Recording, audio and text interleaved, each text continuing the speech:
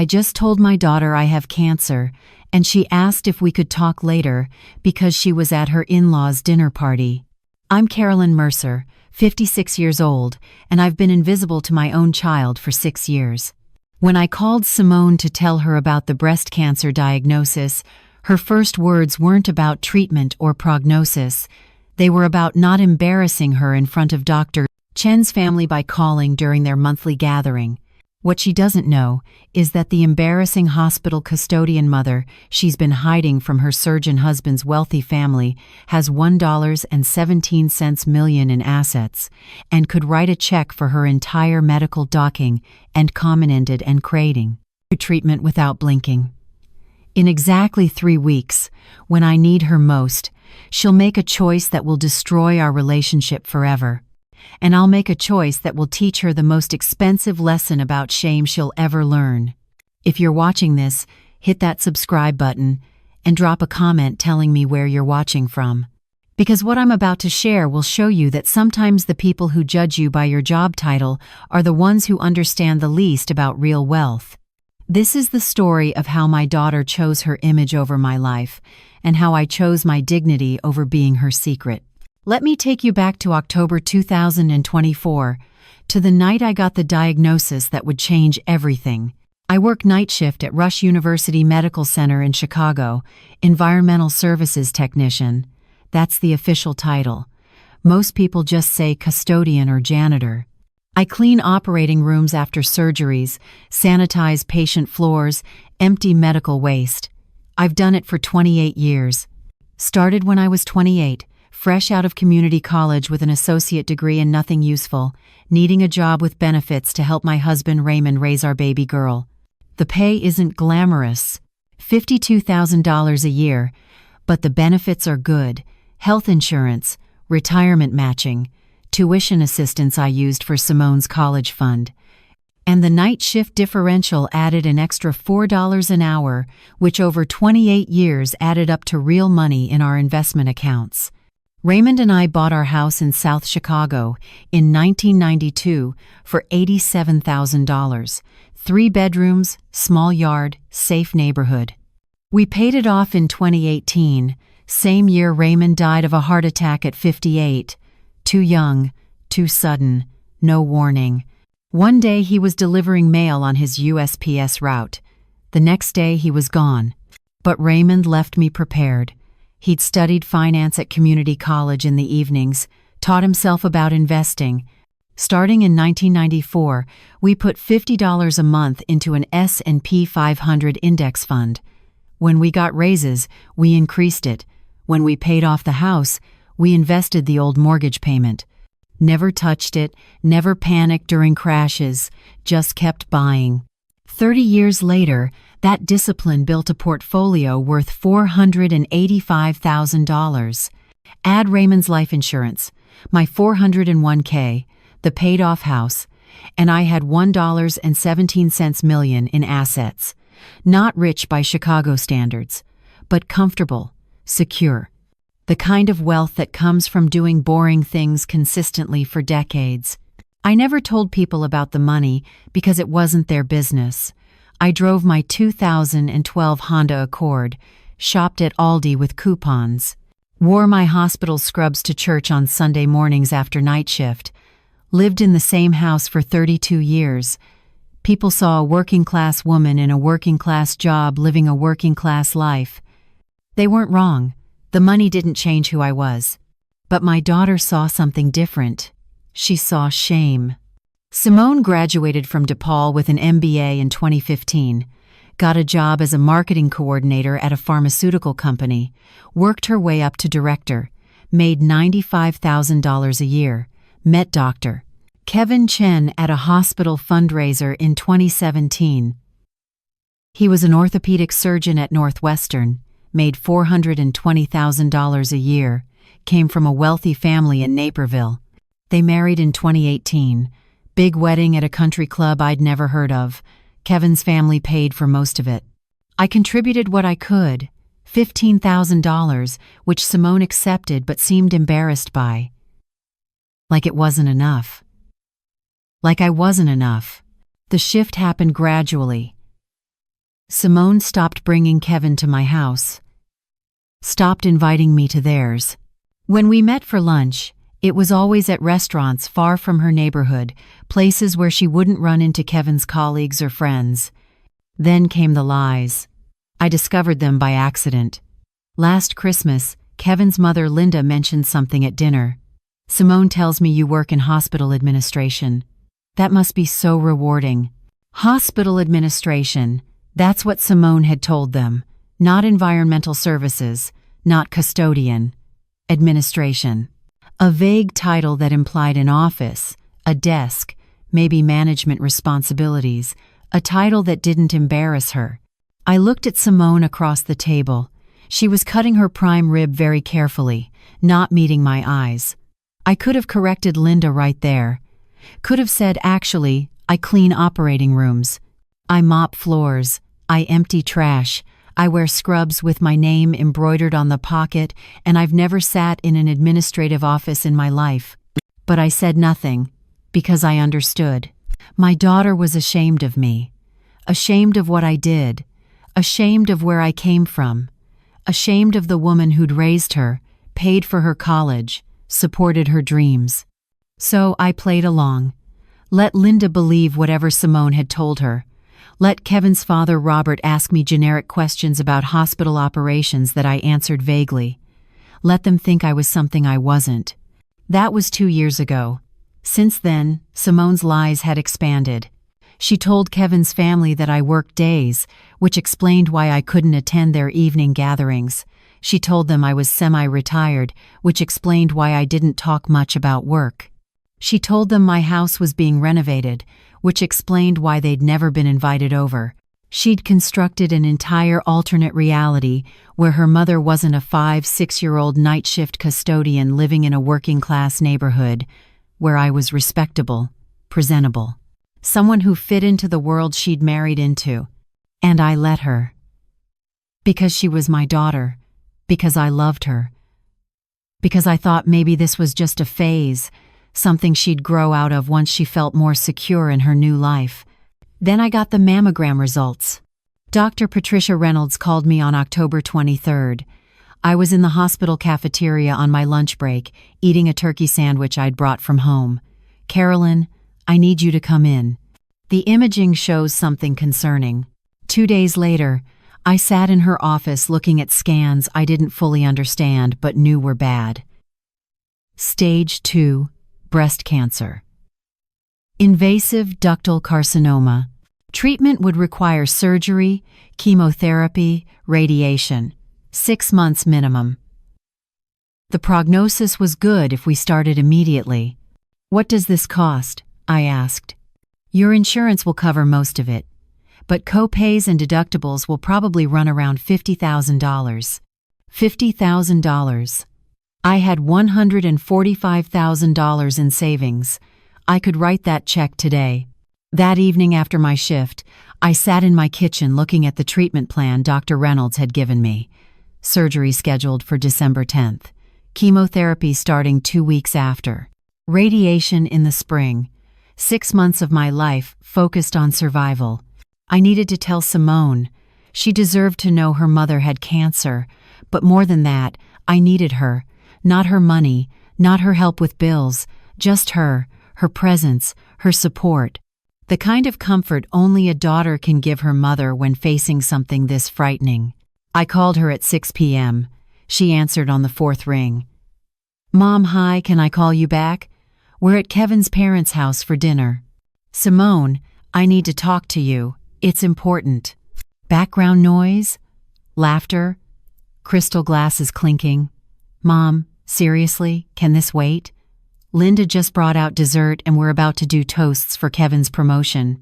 I have cancer." Silence. Then, quieter, "What?" "Breast cancer. Stage 2. I got the diagnosis yesterday. I start treatment in 3 weeks. More silence. I could hear her moving, probably stepping away from the table. A door closed. "Mom, I'm so sorry." That's scary." "What did the doctor say?" "She said the prognosis is good if we act fast. Surgery in December, chemo and radiation after. Okay, we'll figure this out. Let me talk to Kevin. He knows oncologists. We'll get you the best care. I already have good care. Dr. Reynolds is excellent. I just wanted you to know. Of course, thank you for telling me. Mom, I have to get back. Linda's probably wondering where I went. Can we talk tomorrow? I'll come by after work. That would be nice. Okay, I love you. We'll get through this. She hung up before I could respond. I sat holding the phone, staring at the treatment papers spread across my kitchen table. We're at Kevin's parents' house. Linda just brought out dessert. She'd prioritized dessert and toasts over hearing about her mother's cancer. But I told myself it was shock. She needed time to process. Tomorrow would be different. Tomorrow she'd come over and we'd talk properly, and she'd be the daughter I'd raised, the one who used to curl up next to me on this couch when she was scared, the one who used to hold my hand in hospital waiting rooms when her father was sick. Simone didn't come by the next day. She texted at 6 p.m. Mom, so sorry, work emergency. Marketing presentation moved up. Can we do this weekend instead? The weekend came. Another text. Kevin's parents invited us to their lake house. Leaving Friday. Can we talk when I'm back Monday? Monday she called during my shift. I was cleaning an operating room that had just finished a 7-hour surgery. Couldn't talk. She said she'd call back. She didn't. 2 weeks passed. We exchanged texts about logistics. When was my surgery? What hospital? What time? She'd be there, she promised. She'd take the day off work. She'd drive me. But we never talked about the actual cancer, never talked about my fear, never talked about Raymond dying at 58 and me wondering if I'd follow him before 60. Never talked about anything real. Then one evening, 3 weeks after the diagnosis, Simone finally came to my house. She arrived at 7 p.m. in her BMW, carrying Starbucks cups. She'd brought me a latte. Thoughtful gesture. Wrong drink. I'd been drinking black coffee for 30 years. She didn't know that. We sat in my living room, the same room where I'd rocked her as a baby, where Raymond and I had taught her to walk, where we'd celebrated every Christmas in this house. She looked around like she was seeing it for the first time in years. Maybe she was. Mom, about the treatment costs. Kevin and I want to help. I appreciate that, but I'm covered. Insurance doesn't cover everything. The co-pays alone must be crazy. It's about $50,000 total. I can handle it. Simone's face did something complicated. Mom, $50,000. That's your entire savings, probably. I have savings. More than you think. How much more? I could have told her then. About the $145,000 in savings. About the $485,000 investment portfolio. About the house being paid off. About having more money than she and Kevin combined, despite her 6-figure salary and his surgeon income. But something in her tone stopped me. Something that sounded like pity mixed with doubt. Enough to cover my treatment without stress. Mom, please don't be proud about this. Kevin and I discussed it. We can loan you the money, interest-free. You can pay us back whenever. Loan. She wanted to loan me money I didn't need, money that would put me in debt to her, money that would shift our relationship from mother-daughter to debtor-creditor. Why would I need a loan when I have savings? Because, Mom, realistically, what do you have saved? You make $52,000 a year. You've been working the same job forever. Raymond's life insurance was probably $50,000 maybe.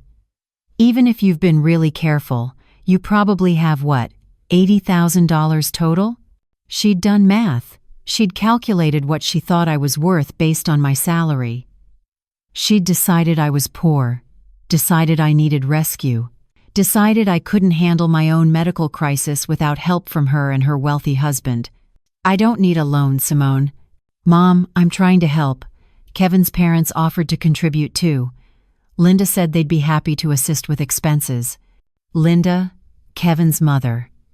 The woman who thought I worked in hospital administration. The woman Simone had been lying to for 6 years. Now Linda was offering charity to the poor custodian mother-in-law she didn't know existed. What exactly did you tell Linda about my situation? Simone looked at her latte. Just that you had cancer. That treatment was expensive. That we wanted to help. And what does Linda think I do for a living? Mom, what did you tell her, Simone? I told her you work at the hospital. In administration? I didn't specify. Because you've been lying to Kevin's family for 6 years about what I actually do. Simone's face flushed. I haven't been lying. I just haven't corrected their assumptions. You told Linda I work in hospital administration. You told Robert I'm semi-retired. You've told Kevin I work days when I've worked nights for 28 years. Those are lies, baby girl. Deliberate lies. I was protecting you. From what? From judgment. Kevin's family, they're different. They're educated. Wealthy. They have expectations. And they judge you for having a mother who cleans operating rooms? Simone didn't answer. She didn't need to. Her silence was answer enough. Mom, you don't understand what it's like. Kevin's world, his family's world, everyone's a doctor or a lawyer or a business owner. At dinner parties, people talk about their vacation homes and their investment portfolios and which private school their kids attend. Nobody talks about shift work or coupons or shopping at Aldi. And you're ashamed of where you came from. I'm not ashamed. I'm trying to fit in. To build a life that's different from what I grew up with. Different? How? You think growing up in this house was bad? That's not what I meant. Then what did you mean, Simone? Because it sounds like you're saying that everything your father and I built, everything we gave you, wasn't good enough. You gave me everything. I know that. But Mom, I want more for my kids. I want them to have opportunities I didn't have. Private schools, summer camps, college funds that don't require loans. You went to college debt-free. Your father and I made sure of that. I know, and I'm grateful. But Aaliyah and Jordan, they go to Lake Forest Academy, $38,000 a year each. They take violin lessons and Mandarin classes. They'll go to Princeton or Yale. That's the world I'm building for them. Built on lies about your mother. Simone's jaw tightened. I'm trying to give my children a better life. By teaching them that their grandmother is something to be hidden, they don't know I'm hiding you. They think you're busy. They think you work a lot. Do they know what I do? Simone looked away. They know you work at a hospital. Doing what? Aaliyah asked once. I told her you help keep the hospital clean and safe. At least that was closer to the truth. But still sanitized, still vague, still designed to avoid the actual word. Custodian, janitor. The titles Simone couldn't bring herself to say. Simone, I'm 56 years old. I've spent 28 years doing honest work at that hospital. I'm not ashamed of what I do. Your father wasn't ashamed. Why are you? I'm not ashamed of you, Mom. It's complicated. It's not complicated. Either you respect what I do or you don't. Either I'm worth being honest about or I'm a secret to be managed. You're being unfair. Am I? Because from where I'm sitting, you've spent 6 years lying to your husband's family about my job. You've kept your children from really knowing their grandmother. And now you're offering to loan me money I don't need because you've decided I'm too poor to handle my own medical bills. I was trying to help. You were trying to make yourself feel better about the lies. If you give me money, if you rescue me, then you're the successful daughter taking care of her struggling mother. That narrative fits better than the truth. What truth? I could have told her then about the $1.17 million, about the investment portfolio Raymond and I built, about having more liquid assets than she and Kevin had in their savings, about being able to write a check for my entire treatment and still have over $1 million left. But I didn't. Because the money wasn't the point. The point was that she'd looked at my life, at my job, at my modest house and old car, and decided I was someone who needed rescue. Someone who couldn't handle adult responsibilities. Someone whose financial situation was so precarious that a $50,000 medical bill would destroy me. The truth is that I raised you to be better than this. Better than judging people by their job titles or their zip codes. Better than lying about where you come from. Better than offering charity to your own mother while hiding her from your in-laws. Simone stood up. I came here to help, to offer support, and you're turning this into an attack on my character. I'm pointing out that you're more concerned about what Kevin's family thinks than about being honest. That's not an attack. That's an observation. Fine. You don't want my help. Message received. She grabbed her purse. The surgery is December 10th, right? I'll be there. Will you? Or will something more important come up? Another dinner party at Linda's? Another networking event? Another reason to keep me at a distance? I said I'll be there, Mom. You said you'd come by 2 weeks ago. You said you'd call back. You say a lot of things, Simone. Following through is different. She walked to the door. Stopped. I love you, Mom. I know you don't believe that right now, but I do, and I will be there for your surgery. I promise. She left. I watched her BMW pull away from my house, from this neighborhood she'd grown up in, back toward Naperville and her $750,000 house and her surgeon husband and her children who barely knew their grandmother existed. The next 4 weeks passed in a blur of pre-surgical appointments. Dr. Reynolds explained the procedure. A lumpectomy. They'd remove the tumor and test the margins. If the cancer had spread to lymph nodes, treatment would be more aggressive. If not, standard chemo and radiation would probably be enough.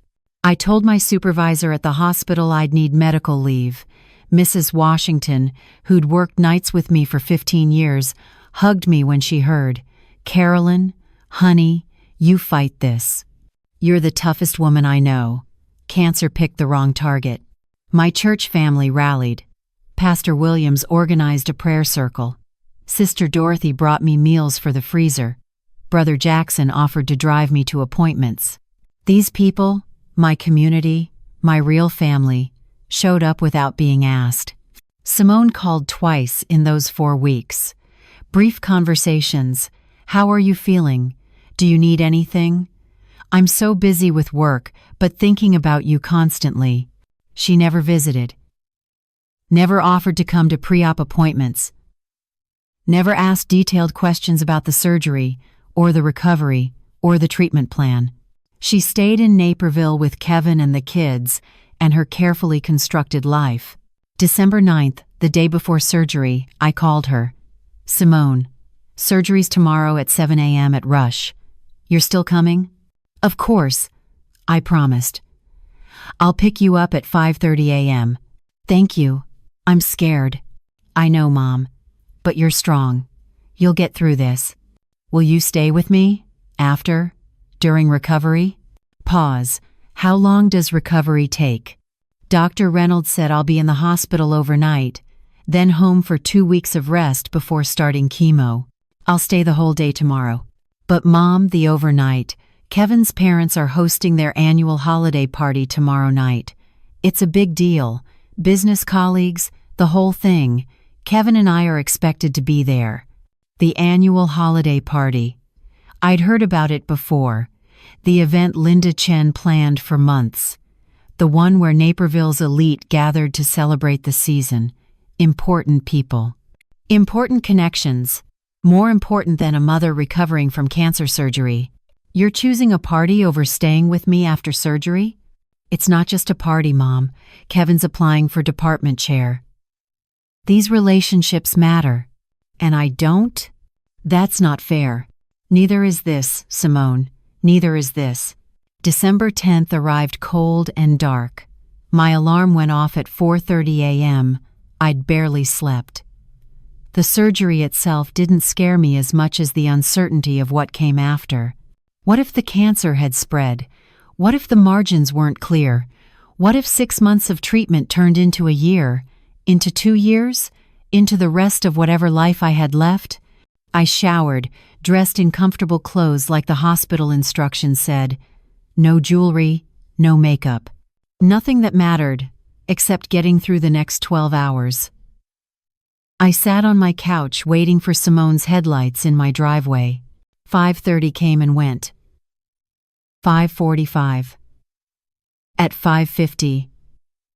My phone rang. Mom, I'm so sorry. I overslept. I'm leaving now. I'll be there in 20 minutes. She arrived at 6:15. We needed to be at the hospital by 6:30 for pre-op. The drive from South Chicago to Rush took 25 minutes in morning traffic. We were going to be late. Simone drove fast, weaving through traffic. She was wearing athleisure, expensive leggings and a cashmere hoodie. Her hair was in a messy bun. She hadn't showered, hadn't even brushed her teeth by the smell of her coffee breath. I set 3 alarms. I don't know how I slept through them all. I was up late with the kids. Jordan had a nightmare. She talked the entire drive about Jordan's nightmare, about Aaliyah's violin recital coming up, about Kevin's application for department chair, about Linda's party tonight and how important it was. She talked about everything except what was about to happen to me. We arrived at 6:42. I checked in, changed into a hospital gown in a cold pre-op room while Simone scrolled through her phone. A nurse came in with paperwork, consent forms, risk acknowledgments, next of kin information. Who should we contact in case of emergency? The nurse asked. My daughter. I gestured to Simone. The nurse took down Simone's number. And who'll be staying with you during recovery? Simone looked up from her phone. I'll be here during the surgery, but I have to leave this evening. The nurse's face did something, not judgment exactly, just recognition. She'd seen this before, family members with more important places to be. Mrs. Mercer will need someone with her tonight. Post-surgical monitoring. Someone to help her to the bathroom. Make sure she's eating. Standard recovery protocol. I can call someone from church, I said. Mrs. Washington said she'd help if needed. Your church friend, Simone said, not your daughter. You said you have Linda's party. I know. But Mom, if you need me, I don't want you here out of guilt. I want you here because you want to be here. The nurse left us alone. Simone put down her phone. Mom, that's not fair. I drove you here. I'm staying through the surgery. I'm doing what I can. The bare minimum. You're doing the bare minimum while checking off a box that says I showed up for my mother's cancer surgery. Why are you being like this? Because I'm scared, Simone. Because I'm about to go under anesthesia not knowing if I'll wake up. Because the last time I was in a hospital like this was when your father died. Because I need my daughter, and she's more worried about a party than being here. It's not just a party. How many times do I have to explain that? You don't. I understand perfectly. Kevin's career matters more than my recovery. Linda's social event matters more than your mother's cancer. Image matters more than family. I understand. Dr. Reynolds came in before Simone could respond. Carolyn, we're ready for you. Simone, you can wait in the surgical waiting room. Someone will update you every hour. They wheeled me away. I looked back at Simone standing in that pre-op room. She was crying, but she didn't follow, didn't call out.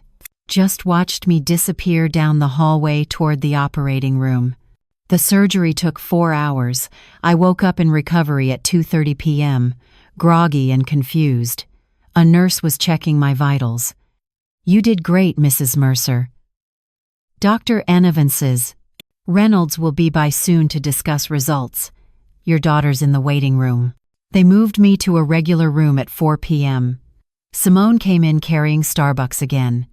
She'd showered, changed clothes, done her makeup. She looked ready for an evening event. Mom, you're awake. How do you feel? Tired? Sore? How long have you been waiting? Since they took you in. 6 hours. She said it like she wanted credit. 6 hours. The minimum amount of time to not look like a terrible daughter. Dr. Reynolds knocked and entered. Carolyn. Good news. The margins are clear. No lymph node involvement. This is the best possible outcome. We got everything. Relief flooded through me. Clear margins. No spread. I was going to be okay. You'll start chemotherapy in 2 weeks, Dr. Reynolds continued. 4 rounds, then radiation. But the prognosis is excellent. You should make a full recovery. She left. Simone hugged me. See, Mom? Everything's fine. You worried for nothing. I worried because I have cancer. Had cancer. Dr. Reynolds said she got it all. I still have 6 months of treatment ahead. Simone checked her watch. 4:45 p.m. Mom, about tonight. Linda's party starts at 7. I need to leave by 6 to get home and change. But you heard Dr. Reynolds. You're fine. And you said Mrs. Washington can stay with you, right? She was really going to do this. Really going to leave me alone in a hospital room hours after cancer surgery to attend a holiday party. Go, Simone. Are you sure? Because if you really need me, I don't need you. I have Mrs. Washington. I have my church family. I have people who actually show up for me. Mom, that's not fair. Neither is this. Go to your party, smile for Kevin's colleagues, pretend everything's perfect. That's what you're good at. Simone grabbed her purse. I'll call you tomorrow. Don't bother. I'll be fine without you. Just like I've been fine for the last 6 years while you've been pretending I don't exist. I'm not pretending you don't exist. I'm here, aren't I? You're physically present. That's different than being here. She walked to the door. Stopped. I love you, Mom. I know you're angry. But I love you. Love is a verb, baby girl. It's what you do, not what you say. And what you're doing is choosing a party over your mother. Simone left without another word. I watched the door close, heard her heels clicking down the hospital corridor, getting fainter, then gone. I called Mrs. Washington. She arrived within an hour with her overnight bag, a book, and a thermos of soup. She sat in the chair beside my bed and held my hand while I cried. Baby girl, you cry it out. Sometimes family disappoints us. Sometimes the people we expect to show up don't. But you're not alone. You hear me? You got a whole church praying for you. You got me. You got people who love you. She was right. I had people. Just not my daughter. Simone called the next morning at 9 a.m. I was being discharged. Mrs. Washington was helping me get dressed when my phone rang. I let it go to voicemail. She called again at noon. Again at 3 p.m. I didn't answer. On the 3rd day, she texted. Mom, please answer. I know you're angry, but I need to know you're okay. Please. I typed back one sentence. I'm fine. Mrs. Washington is helping me. 3 dots appeared, disappeared, appeared again. Finally, can I come see you? I need space right now. How much space? I don't know. I'll let you know when I'm ready. The dots appeared one more time, then nothing. She didn't push, didn't show up uninvited, just accepted my boundary and disappeared back into her Naperville life. Mrs. Washington stayed with me for 4 days, helped me shower, made my meals, reminded me to take pain medication. She treated me with more care and dignity than my own daughter had shown in 6 years. Carolyn, I don't mean to pry into family business, she said on day 3 while we were eating soup at my kitchen table. But that girl needs to get her priorities straight. You raised her better than this. I thought I did. Maybe I was wrong. You weren't wrong. She's just lost her way. Got caught up in trying to be something she's not. Forgot where she came from. She's ashamed of where she came from. That's her problem, not yours. You got nothing to be ashamed about. 28 years at that hospital, raised a daughter who went to college debt-free, own your house outright. You did everything right, baby girl. Don't let her make you feel like you didn't. Mrs. Washington was right. I'd done everything right. But somehow, I'd raised a daughter who thought doing everything right wasn't good enough. 2 weeks later, I started chemotherapy. The first session was brutal. 4 hours in a chair while poison dripped into my veins, killing cancer cells and healthy cells alike. I felt sick for 3 days after. Couldn't eat, couldn't sleep, lost my hair by week 2. Simone called before each chemo session. "Do you need a ride? Do you want me there? Mrs. Washington is taking me. Mom, I'm your daughter. I should be doing this. You had your chance to show up. You chose differently. How long are you going to punish me for one mistake?" It wasn't one mistake, Simone. It was 6 years of mistakes. 6 years of lying about who I am. 6 years of keeping me at arm's length. The party was just the final straw. She stopped calling after that. Sent texts instead, brief check-ins that felt obligatory. "Thinking of you today. Hope chemo is going okay. Let me know if you need anything." I never responded with more than "I'm fine." Christmas came. She sent a gift basket. Expensive soaps and lotions. The kind of impersonal gift you send to someone you're supposed to care about but don't actually know. I gave it to Mrs. Washington. In January, after my 3rd chemo session, I got a call from an unknown number. "Mrs. Mercer? This is Linda Chen, Simone's mother-in-law." My stomach dropped. "Hello, Linda. I hope I'm not intruding. Simone gave me your number. I wanted to call and see how you're doing. I heard about your cancer diagnosis. I'm managing. Thank you for asking. I also wanted to apologize. I understand there was some confusion about our offer to help with medical expenses. Simone explained that you have things covered financially. I hope I didn't offend you." Simone had told her something. Not the truth, probably. Just enough to explain why I'd refused their charity. "No offense taken, Linda. I appreciate the thought. Simone mentioned you're going through chemo now. That must be so difficult. If there's anything we can do, please don't hesitate. Kevin has colleagues who specialize in oncology. We'd be happy to arrange consultations. My doctors are excellent. But thank you." "Of course. I also wanted to tell you that we'd love to have you over for dinner once you're feeling better. We've heard so much about you from Simone. It would be wonderful to get to know you better." Heard so much about me. What had Simone told them? That I worked in hospital administration, that I was semi-retired, that I was recovering from cancer with their generous offer of assistance? That's kind of you, Linda. Simone talks about you often. She's mentioned how strong you are, how you've always worked so hard to provide for your family. We really admire that. She's mentioned how you've always worked so hard. Not what you do, not where you work, just vague praise that could mean anything. Simone was still lying. "Linda, can I ask you something?" "Of course. What did Simone tell you I do for a living?" Pause. "She said, you work at Rush. In healthcare. Did she specify what I do in healthcare?" Longer pause. "She mentioned something about operations management? Hospital operations?" "I'm sorry, I don't recall exactly." Operations management. That was a new one, more prestigious than administration, more specific than healthcare. Still a lie.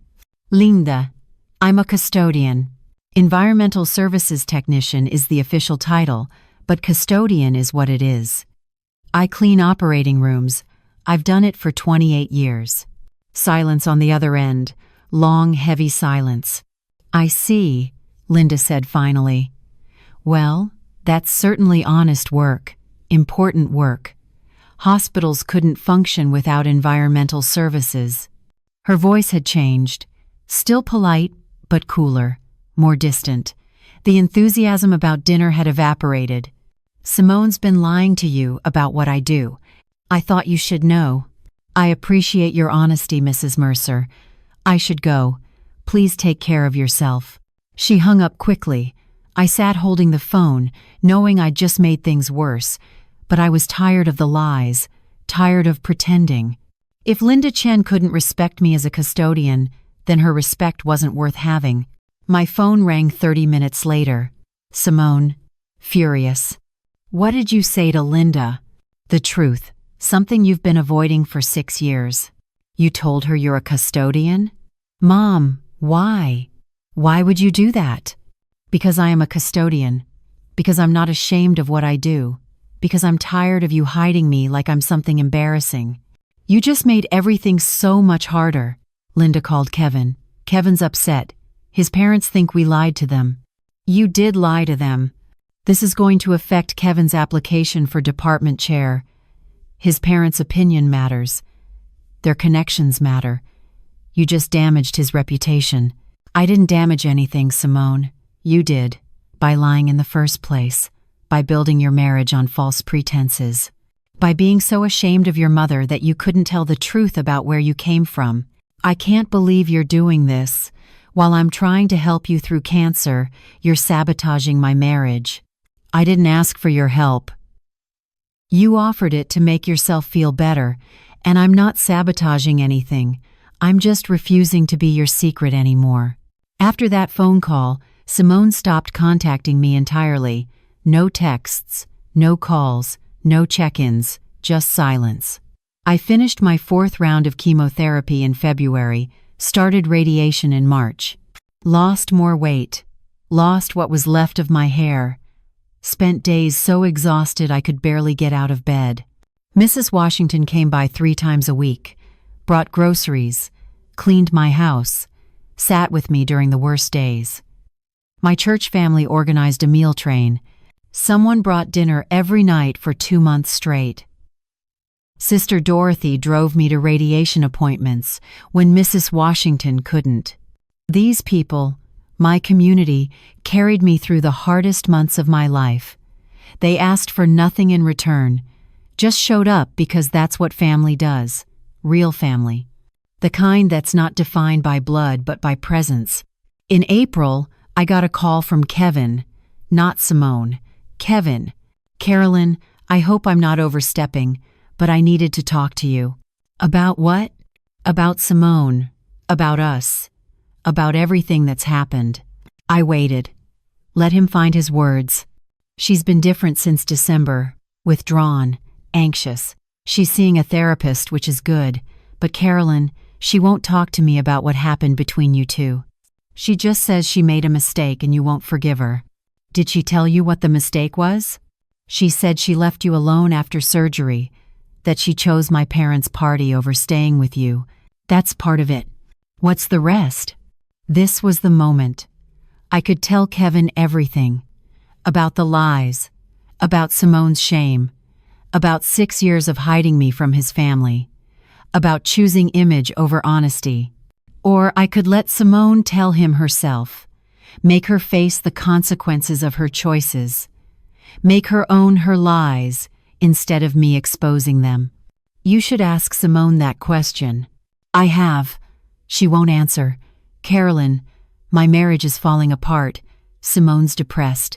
She barely talks to the kids. She's not sleeping. Something broke between you two and I don't know how to fix it. Maybe it can't be fixed. You're her mother. Of course it can be fixed. Kevin, love doesn't fix everything. Sometimes damage is permanent.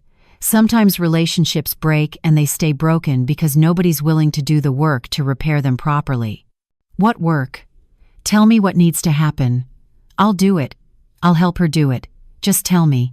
It's not your work to do. It's Simone's. She knows what she needs to do. Whether she's willing to do it is another question. Kevin was quiet for a long time. Are you okay? Health-wise, I mean. Simone won't tell me details about your treatment. I finished radiation last week. Scans are clear. Prognosis is good. That's wonderful. I'm glad. The kids ask about you. Alia wants to know when she can see Grandma Carolyn again. My heart clenched. Alia, 9 years old, caught in the middle of her mother's shame and her grandmother's boundaries. I'd like to see them too, but that's between Simone and me. She misses you. She won't admit it, but she does. She looks at old photos sometimes, from when she was little, you and her and Raymond. She cries when she thinks I'm not watching. Good. She should cry. Should feel the weight of what she'd broken. Should understand that actions have consequences. Kevin, I appreciate you calling, but this is between Simone and me. You can't fix it for her. Can you at least talk to her? One conversation? For the kid's sake, if not for yours? When she's ready to have an honest conversation, she knows where I live. I hung up feeling worse than before. Because Kevin wasn't a bad man. He was just clueless. He'd married Simone without ever really understanding where she came from. Without knowing the woman who'd raised her. Without questioning why he'd never been invited to my house, never met my friends, never seen the neighborhood where his wife grew up. That was on Simone. She'd built a marriage on selective truths. And now, that marriage was cracking under the weight of deception. 2 weeks later, I went back to work. Night shift at Rush. Same floors, same operating rooms, same routine I'd done for 28 years. Mrs. Washington hugged me when she saw me. Look at you, back on your feet. Cancer didn't stand a chance. It felt good to work again, to move, to have purpose beyond survival, to be useful. I was mopping the hallway on the surgical floor when I saw her, Simone, standing at the nurse's station, talking to someone. She was wearing her work clothes, professional blazer and slacks. She looked thin, tired, like she hadn't been sleeping. She saw me. Our eyes met across the hallway. She froze. I kept mopping, pushed my cart past her like she was any other visitor, any other person I passed during my shift, anonymous, invisible. Mom, she said quietly. I kept walking. She'd made me invisible for 6 years. Now she could see what that felt like. Simone followed me. Mom, please, we need to talk. I pushed my cart into the supply closet, started restocking cleaning supplies. She stood in the doorway watching me work. I've been trying to find the courage to come see you. Kevin told me you're back at work, that your scans are clear. I organized bottles of disinfectant, didn't look at her. Mom, I'm sorry. For everything. For the party. For leaving you alone. For all of it. Okay, that's it? Just okay? What do you want me to say, Simone? That it's fine? That I forgive you? That we can go back to how things were? I want you to talk to me. To look at me. To give me a chance to make this right. I finally turned around. She looked terrible. Dark circles under her eyes. Weight loss. Her hair needed washing. This wasn't the polished woman who'd left me in that hospital room. This was someone falling apart. You can't make this right. What's done is done. So that's it? You're just going to cut me out of your life? I'm doing exactly what you've been doing to me for 6 years. Treating you like you're invisible. Like you don't fit into my life. How does it feel? It feels awful. I hate it. I miss you every single day. But not enough to be honest. Not enough to tell Kevin who I really am. Not enough to introduce your children to their real grandmother instead of the sanitized version you created. Simone's face crumpled. I told Kevin the truth. After you talked to Linda, I had to. Everything came out. What you really do. How I lied. All of it. And he was hurt. Angry. He couldn't understand why I'd lied about something so basic. Why I'd hidden you. What did you tell him? The truth. That I was ashamed. That I wanted to fit into his world and I thought having a custodian mother made me less than. That I was wrong. That I destroyed our relationship because I cared more about what his parents thought than about honoring you. She was crying now. Real, ugly crying. Mom, I told the kids too. About what you really do. About this hospital. Aaliyah asked if she could come see where you work. She wants to see her grandma Carolyn cleaning the operating rooms like a superhero who keeps people safe. That broke something in me. Aaliyah, 9 years old, seeing my work as heroic instead of shameful. What did you tell her? I told her maybe someday, If Grandma forgives me, if Grandma lets us back into her life. Simone, this isn't about forgiveness. This is about trust. You broke my trust. Not once, but repeatedly. For years. I know. And I'm in therapy working on it. Working on understanding why I did what I did. My therapist says it's about internalized classism. About trying to escape my own shame about growing up poor. We weren't poor. We were working class. There's a difference. I know that now. But when I was growing up, I saw other kids with bigger houses and newer cars and parents who had fancy jobs. I wanted that. I wanted to be them. And when I finally got it, when I married Kevin and moved to Naperville, I didn't want anything to remind me of where I started. Including your own mother. Including you. And Mom, I hate myself for that. I hate that I made you feel less than. I hate that I missed your surgery recovery because of a stupid party. I hate that you went through cancer treatment without me. I wasn't alone. I had Mrs. Washington. I had my church. I had people who actually showed up. I should have been one of those people. I should have been the first one, and I'm so sorry I wasn't. We stood there in that supply closet, mother and daughter.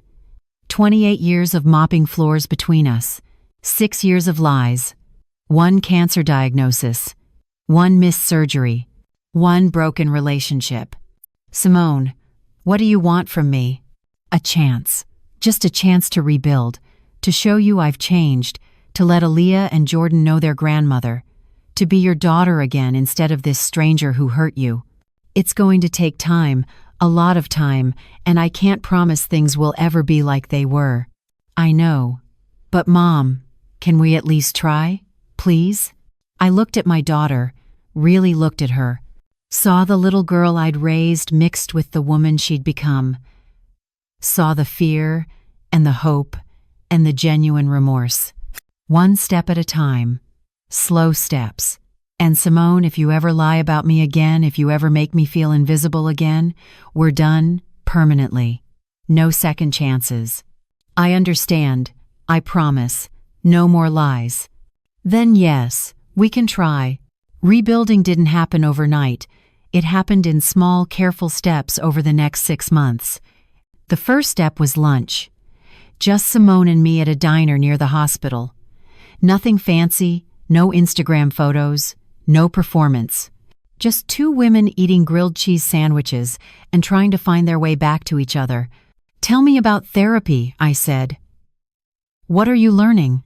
That shame is a powerful thing. That I spent so much energy trying to prove I belonged in Kevin's world that I forgot where I actually came from.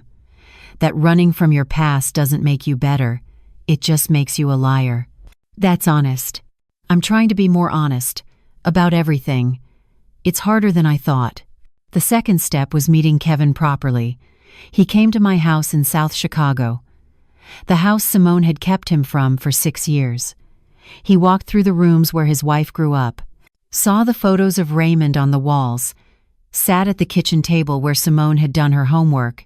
This is a beautiful home, he said. I can't believe I've never been here before. Simone was embarrassed of it. I'm embarrassed that I never asked to come, that I never questioned why my wife kept her childhood home a secret. That says something about me too.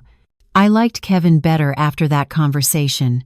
He wasn't a bad man, just privileged in ways he'd never examined. But he was trying.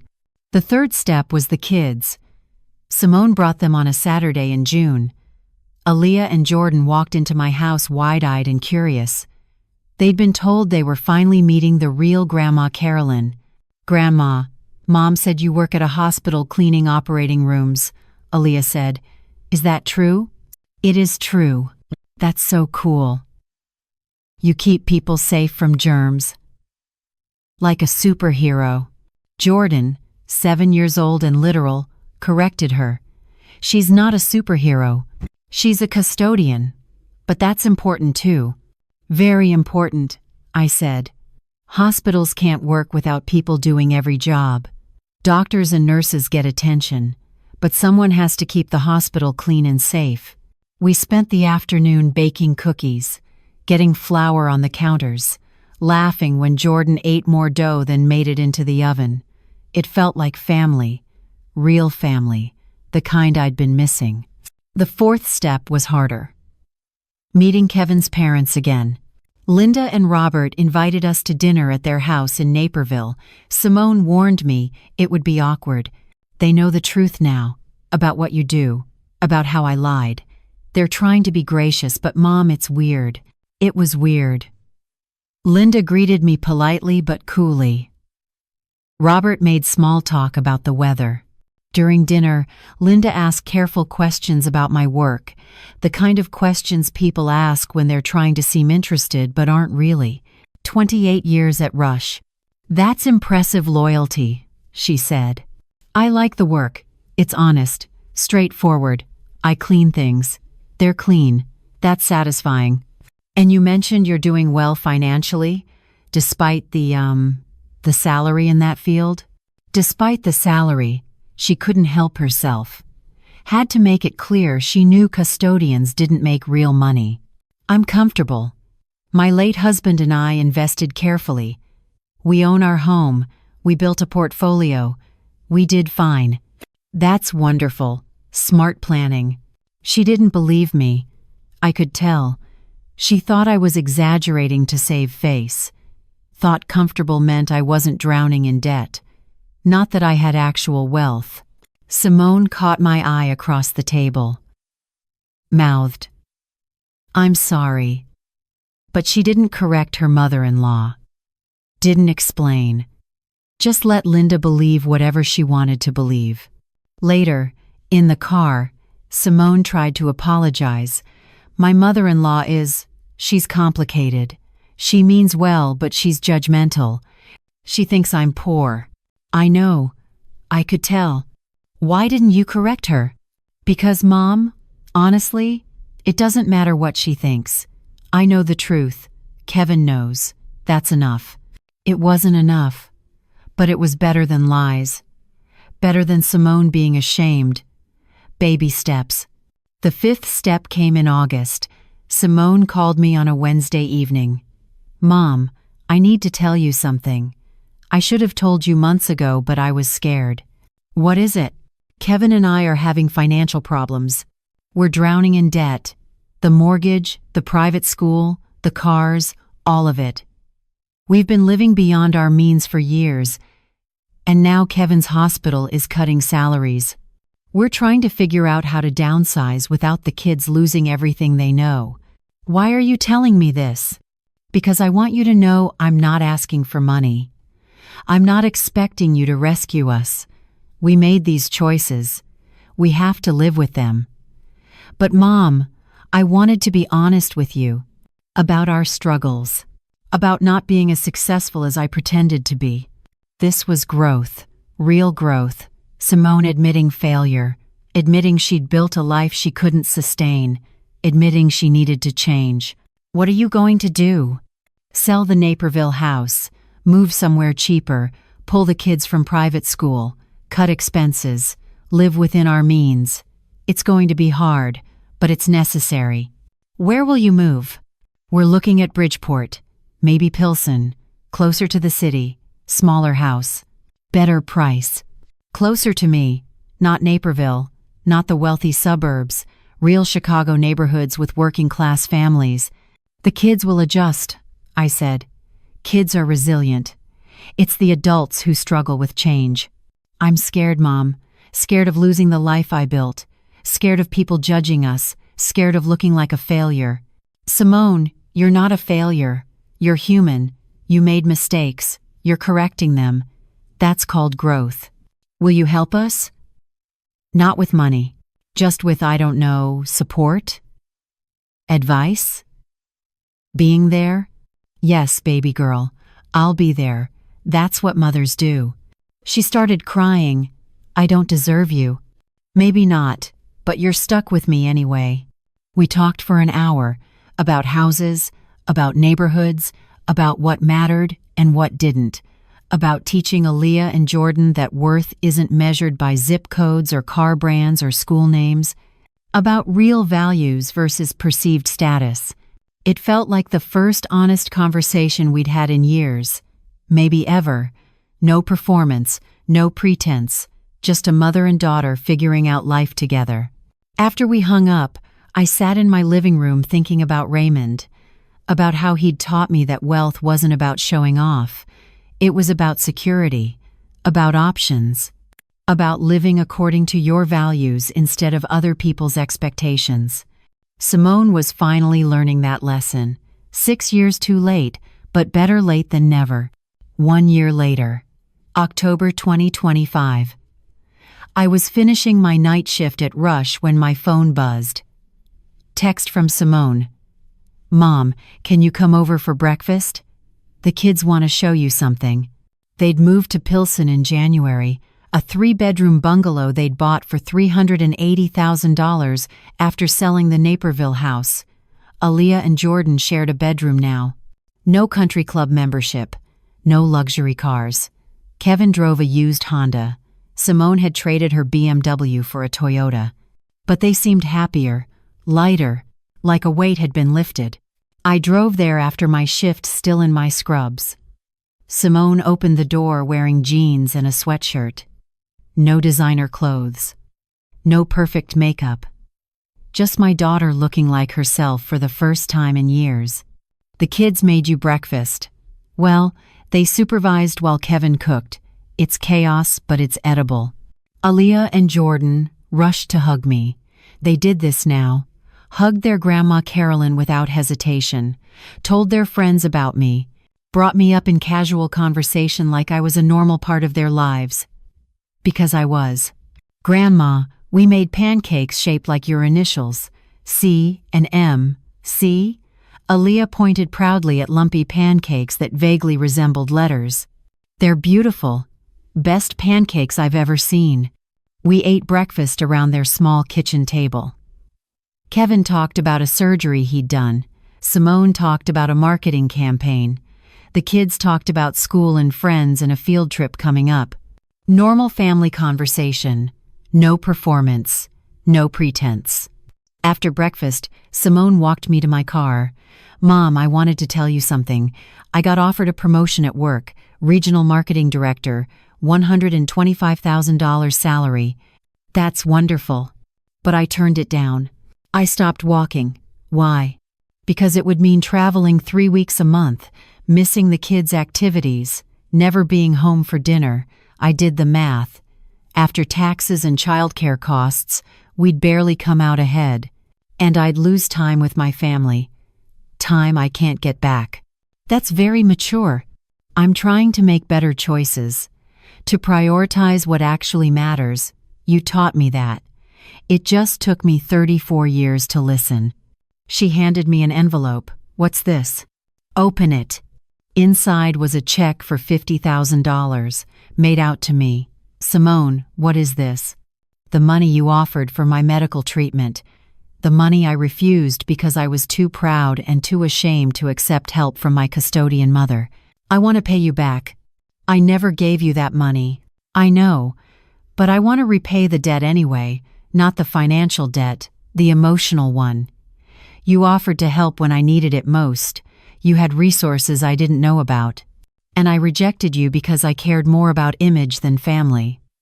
This is me saying I was wrong. This is me acknowledging what you sacrificed to have that money available. What you and Dad built together." I looked at the check. $50,000. Probably their entire savings after the move. "Simone, keep this money. Save it for the kids' college, for emergencies, for your future." "Mom, please. I need to do this. I need to make amends properly." I tore up the check. Let the pieces fall to the ground. You don't owe me money. You owe me honesty, respect, presence. Those are things you can't buy. I'm trying to give you those things. Every day. I know you are. And that's enough. We stood in her driveway. My daughter and me. The distance between us was smaller now. Not gone. Maybe it would never be completely gone. But smaller, manageable. "Mom, can I ask you something?" "Always." "Why didn't you tell me about the money, about the portfolio? about having over $1 million in assets. If I'd known, maybe I wouldn't have been so ashamed. Maybe I would have understood that being working class doesn't mean being poor. Would you have? Or would you have judged me for living modestly when I could afford more? For working a job I didn't financially need? People always have opinions about how others should live. You're right. I probably would have judged you. Asked why you were still mopping floors when you could retire, why you drove an old car when you could afford new, why you lived in South Chicago when you could move anywhere. And what would you say now? Simone thought about it. I'd say you live according to your values. You work because you like the work. You drive an old car because it runs fine. You live in South Chicago because it's home. The money is security, not identity. You don't need to prove anything to anyone. Exactly. That's what Raymond taught me. That's what I tried to teach you. Wealth is about options, not about showing off. It's about security, not status. I wish I'd learned that lesson before I almost lost you. You learned it. That's what matters. My phone buzzed. Mrs. Washington texting. Carolyn, Pastor Williams wants to know if you can help with the church fundraiser this weekend. Youth College Scholarship Drive. I texted back. Of course. What do you need? Another text. He's hoping you might make a donation. Whatever you can afford. Every bit helps. I'd been thinking about this. About what to do with the money Raymond and I had built. About legacy. About impact. About teaching Simone and the grandkids what wealth actually meant. Simone, I'm starting a foundation. The Raymond Mercer Scholarship Fund. For working class kids who want to go to college, kids whose parents work service jobs, kids who might be ashamed of where they come from. Mom, that's beautiful. I'm putting $100,000 into it to start. More later. I want Aaliyah and Jordan involved. I want them to see what you do with money when you have it, how you give back, how you honor the community that raised you. Can I help? Can our family be part of this? You're already part of it. This is your legacy too, yours and Kevin's and the kids. This is what real wealth looks like. We hugged in that driveway, mother and daughter, custodian and marketing director, working class woman and woman trying to understand what class really means. I love you, Mom. I'm proud of you. I'm sorry it took me so long to say that. I love you too, baby girl. I drove home to South Chicago as the sun came up. Thought about the past year, the cancer, the treatment, the broken relationship, the slow healing, the choices that led here. Some people would say I should have told Simone about the money earlier, that it would have prevented the shame, the lies, the distance, but I don't think so. Simone needed to learn those lessons the hard way, needed to understand that worth isn't about money, that working class doesn't mean lesser, that a mother who mops floors can be just as valuable as anyone in a boardroom. I'm Carolyn Mercer. I'm 57 years old now. I survived cancer. I survived my daughter's betrayal. I survived losing the relationship I thought we had and building a new one based on honesty instead of image. I still work night shift at Rush, still mop the same floors, still wear the same scrubs, but now my daughter brings my grandchildren to see where I work. Now Aaliyah tells her friends her grandma Carolyn is a hospital superhero. Now Simone introduces me honestly. This is my mother. She's a custodian. She's been doing it for 29 years. She's amazing. The money didn't change me. Cancer didn't change me. But shame almost destroyed my family. And honesty saved it. If you enjoyed this story, drop a comment telling me where you're watching from. And if you're dealing with family members who judge you by your job title, or your income, or your zip code, remember this. Your worth isn't about what you do for a living. It's about who you are when nobody's watching. It's about the values you live by and the legacy you build. Sometimes the richest people are the ones nobody notices.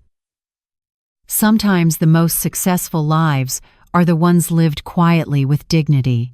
Sometimes the greatest wealth is having family who sees you for who you really are, not what they wish you were. Thanks for watching. Remember, respect isn't given because of your title, it's earned by how you live your life. And if people can't see your worth because they're too busy judging your profession, that's their limitation, not yours. See you in the next video.